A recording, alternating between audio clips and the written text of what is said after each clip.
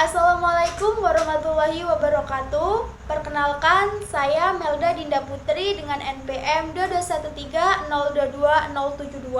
dengan dua rekan saya yaitu Isma Salwa dengan NPM 221302296 dan Puput Rahayu dengan NPM 225302201. Nah, di sini kami dari kelompok 7 mata kuliah optika akan menjelaskan materi tentang polarisasi cahaya.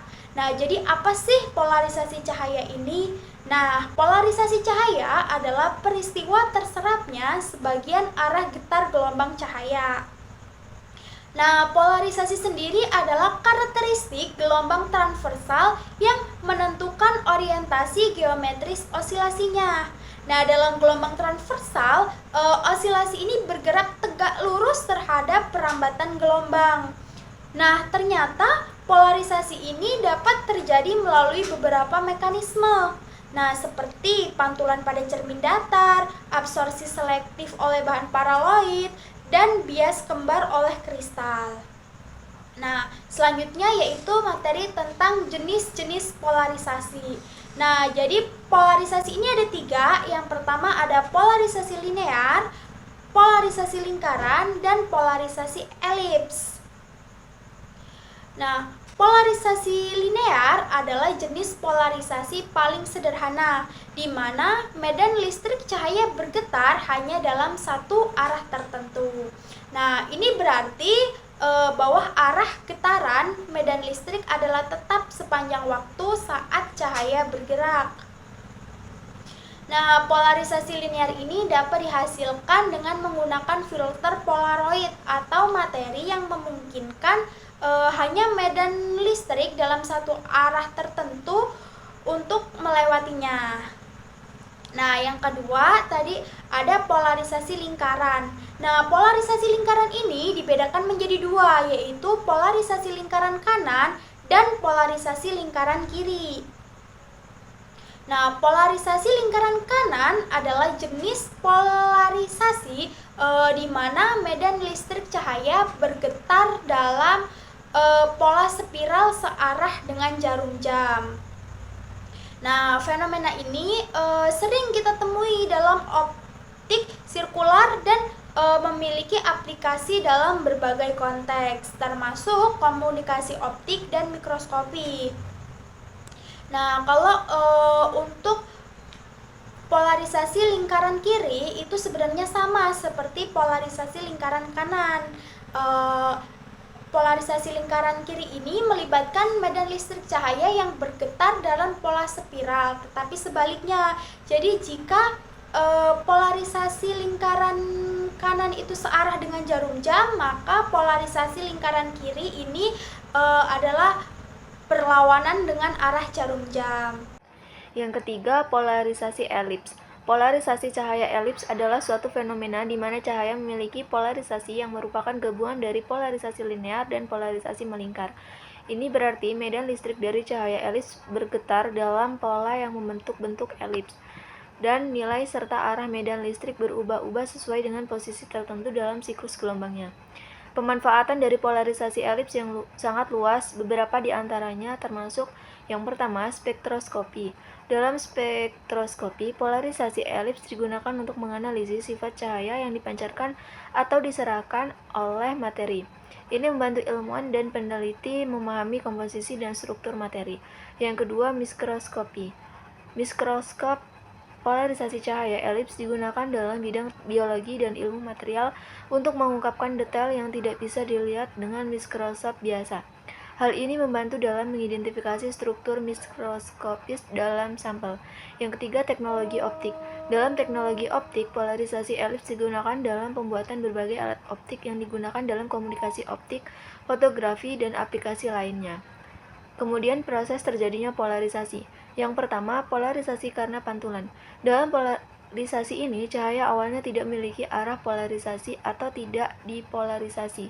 Namun, ketika cahaya dipantulkan dari suatu permukaan, sebagian atau sepenuhnya dipolarisasi. Ini terjadi karena permukaan yang memantulkan cahaya cenderung memilih arah getaran tertentu. Sebagai hasilnya, Cahaya yang dipantulkan memiliki arah polarisasi yang telah ditentukan oleh permukaan tersebut. Contoh praktis dari polarisasi ini adalah cahaya yang dipantulkan dari air atau jalan yang basah. Yang kedua, polarisasi karena absorpsi selektif. Polarisasi ini terjadi ketika cahaya yang semula tidak dipolarisasi melewati bahan polaroid. Bahan polaroid adalah materi yang dapat mentransmisikan cahaya dengan arah getaran tertentu, sementara menyerap atau memblokir cahaya dengan arah getaran lainnya. Dengan demikian, cahaya yang keluar dari bahan polaroid akan menjadi polarisasi dengan arah getaran yang telah diatur oleh sifat polaroid tersebut. Yang ketiga, polarisasi karena bias kembar. Dalam situasi ini, cahaya yang awalnya tidak dipolarisasi melewati kristal yang memiliki dua indeks bias yang berbeda. Akibatnya, cahaya terbelah menjadi dua sinar yang memiliki polarisasi yang berbeda. Hal ini terjadi karena dua sinar yang dihasilkan memiliki kecepatan yang berbeda saat melewati kristal. Ini adalah fenomena yang berkaitan dengan birefringensi kristal dan memiliki berbagai aplikasi, termasuk dalam mikroskopi polarisasi. Baiklah, selanjutnya yaitu ada proses terjadinya polarisasi. Yang pertama, polarisasi karena pantulan. Dalam polarisasi ini, cahaya awalnya tidak memiliki arah polarisasi atau tidak dipolarisasi. Namun, ketika cahaya dipantulkan dari suatu permukaan, sebagian atau sepenuhnya dipolarisasi. Ini terjadi karena permukaan yang memantulkan cahaya cenderung memiliki arah getaran tertentu. Sebagai hasilnya, cahaya yang dipantulkan memiliki arah polarisasi yang telah ditentukan oleh permukaan tersebut. Contoh praktis dari polarisasi ini adalah cahaya yang dipantulkan dari air atau jalan yang basah. Selanjutnya yaitu ada polarisasi karena absorpsi selektif. Polarisasi ini terjadi ketika cahaya yang semula tidak dipolarisasi melewati bahan polaroid. Bahan polaroid adalah materi yang dapat mentransmisikan cahaya dengan arah getaran tertentu, sementara menyerap atau memblokir cahaya dengan arah getaran lainnya. Dengan demikian, cahaya yang keluar dari bahan polaroid akan menjadi polarisasi dengan arah getaran yang telah diatur oleh sifat polaroid tersebut. Selanjutnya yaitu ada polarisasi karena bias kembar. Dalam situasi ini, cahaya yang awalnya tidak dipolarisasi melewati kristal yang memiliki dua indeks bias yang berbeda. Akibatnya, cahaya terbelah menjadi dua sinar yang memiliki polarisasi yang berbeda. Hal ini karena dua sinar yang dihasilkan memiliki kecepatan yang berbeda saat melewati kristal. Ini adalah fenomena yang berkaitan dengan birefringence kristal dan memiliki berbagai aplikasi, termasuk dalam mikroskopi polarisasi. Yang terakhir yaitu ada polarisasi karena hamburan.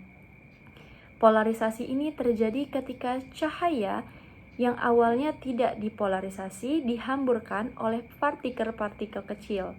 Selama proses hamburan, sebagian cahaya yang dihamburkan akan dipolarisasi, tergantung pada sudut hamburan dan sifat partikel penyebab hamburan tersebut.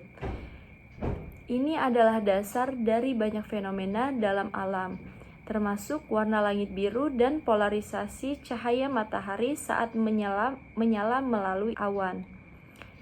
Selanjutnya yaitu ada contoh-contoh polarisasi. Yang pertama itu ada kacamata 3 dimensi. Kacamata 3 dimensi yang digunakan dalam bioskop atau permainan video menggunakan polarisasi untuk memisahkan antara gambar yang ditampilkan pada layar untuk mata kiri dan mata kanan. Ini menciptakan efek ketiga dimensi ketika mata masing-masing menerima gambar dengan polarisasi yang sesuai. Yang kedua itu ada polarisasi dalam fotografer. Fotografer menggunakan filter polarisasi untuk mengendalikan kilauan dan meningkatkan kejelasan gambar, terutama ketika memotret di bawah sinar matahari terang atau di dekat permukaan air. Yang terakhir itu ada layar LCD. layar cair kristal atau yang disebut juga dengan LCD pada perangkat elektronik seperti televisi, ponsel, dan laptop menggunakan sifat polaroid untuk mengatur cahaya yang melewati matriks kristal cair. Ini memungkinkan pengendalian yang presisi atas intensitas atau warna pada layar. Baiklah, sekian presentasi dari kelompok 7. Mohon maaf apabila ada kesalahan dalam penyampaian. Kami akhiri, wassalamualaikum warahmatullahi wabarakatuh.